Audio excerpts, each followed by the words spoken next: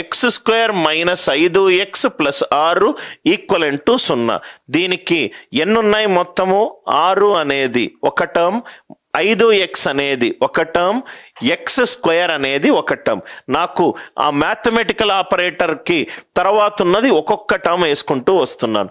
ఇదేమో ఒక టర్మ్, ఇదేమో ఒక టర్మ్, ఇదేమో ఒక టర్మ్. టర్మ్ని తెలుగులో ఏమంటారో చెప్పండి సార్. మొత్తము మనకు 3 టర్మ్స్ ఉన్నాయి. 3 టర్మ్స్లో ఈ 3 టర్మ్స్లో నాకు ఒక స్టూడెంట్ ఎట్ ద బిగినింగ్ అడిగారు డిగ్రీ అంటే ఏంటి. ఇక్కడ నాకు 3 టర్మ్స్ ఉన్నాయి.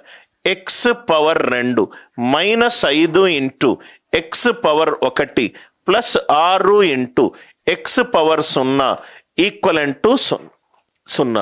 ఇక్కడ చూడండి సార్, ఈ ఎక్స్ పవర్కి ఏముంది? 0 ఉంది. ఈ ఎక్స్ పవర్కి ఏముంది? 1 ఉంది. ఇక్కడ ఎక్స్కి పవర్ ఏముంది? 2 ఉంది. 0, 1, 2. ఈ మ్యాక్సిమం వాల్యూ ఎంత? 2. కాబట్టి X square minus 5x plus 6కి ఈ సమీకరణానికి సమీకరణం బహుపది ఎప్పుడవుతుంది? పవర్లో రైట్ 0 నుంచి ఏదైనా ఉన్నప్పుడు. డిగ్రీ 2 రైట్, డిగ్రీ 2 అంటే దీనికి నా తెలుగు మీడియం స్టూడెంట్స్ హెల్ప్ చేస్తున్నారు. పాదం 3 పాదాలు ఉన్నాయి, 3 పాదములు ఉన్నాయి. ఇది ఇది ఇది. దీనికేమో ఎక్స్ పవర్ 0, ఇది ఎక్స్ పవర్ 1, ఇది ఎక్స్ పవర్ 2. 0, 1, 2లో మ్యాక్సిమం వాల్యూ ఎంత? 2. సార్ మరి మీరు ఇక్కడ మ్యాక్సిమం వాల్యూ ఎందుకు తీసుకున్నారు సార్? మ్యాక్సిమం వాల్యూ ఎందుకు తీసుకున్నారు అని అంటే ఆ మ్యాక్సిమం వాల్యూ డిగ్రీ ఏం చెప్తుందంటే మ్యాక్సిమం 2 ఉంది కాబట్టి ఎక్స్ వాల్యూలు 2 కంటే ఎక్కువ తీసుకెళ్ళదు. డిగ్రీ వల్ల వచ్చే ఒక లెసన్ ఏంటంటే డిగ్రీ గనక 2 ఉంటే, డిగ్రీ గనక 2 ఉంటే 2 కంటే ఎక్కువ వాల్యూలు తీసుకొచ్చే ఛాన్సే లేదు. డిగ్రీ కంటే 2 కంటే ఎక్కువ వచ్చే ఛాన్సే లేదు. మీరు సాల్వ్ చేస్తే 2 కంటే తక్కువ రావచ్చు, 2 కంటే తక్కువ రావచ్చు, 2 కంటే ఎక్కువ వచ్చే ఛాన్స్ లేదు, 2 కంటే ఎక్కువ వచ్చే ఛాన్స్ లేదు. Are you all with me? అంటే దీన్ని మనం సాల్వ్ చేస్తే ఏమొస్తుంది answer? X equal to 2, 3. Maximum దీనికి 2 వాల్యూలు వచ్చాయి. అదే మీరు x square minus 4x plus 4 equal to 0 అంటే x minus 2 whole square equal to 0. X equal to 2 వాల్యూలు వచ్చాయి, ఆ 2 సమానము కాబట్టి ఇక్కడ ఒక వాల్యూ వచ్చింది. సపోజ్గా x square minus 4x plus x square plus 4x plus 13 equal to 0. Discriminant less than 0 అయింది కాబట్టి ఏ వాల్యూ రాలేదు. 2 దానికంటే తక్కువ వాల్యూలు ఉండొచ్చు, 2 దానికంటే రైట్ తక్కువ వాల్యూలు ఉండొచ్చు, 2 దానికంటే తక్కువ వాల్యూలు ఉండొచ్చు, కానీ ఎక్కువ వాల్యూలు ఉండే ఛాన్సే లేదు. అది డిగ్రీ 1. ఇది నాకు ఇంకా గుర్తుంది సార్. ఒక 5 సంవత్సరాల క్రితము నేను ఐఐటి ఢిల్లీలో క్యాట్ కోచింగ్ తీసుకునేటప్పుడు రైట్ ఒక స్టూడెంట్ నన్ను డౌట్ అడిగాడు. ఆ డౌట్ ఏంటంటే ఇది చూడండి సార్, ఎక్స్ ప్లస్ ఏ అతను ఆల్ ఇండియా ర్యాంక్ 1 ఐఐటి ఎగ్జామినేషన్లో, నేను ముందు చెప్పిన ఐఐటి ఢిల్లీ బ్యాచ్లో ఒక 180 మంది ఉండేవాళ్ళు.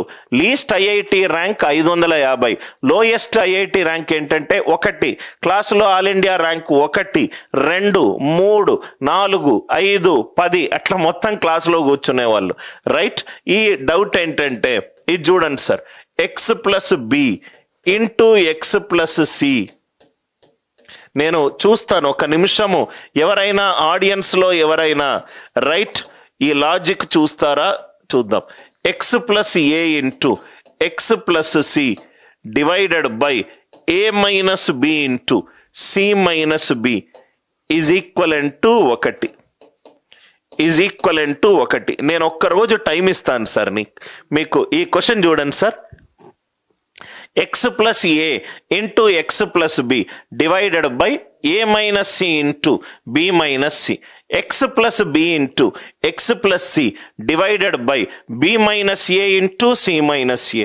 X plus a into x plus c divided by a minus b into c minus b equal to 1.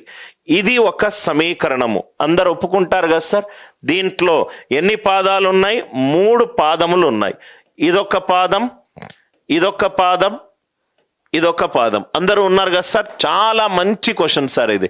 ఇక్కడొకటి, ఇక్కడొకటి, ఇక్కడొకటి, మొత్తం మీకు 3 పాదాలు ఉన్నాయి.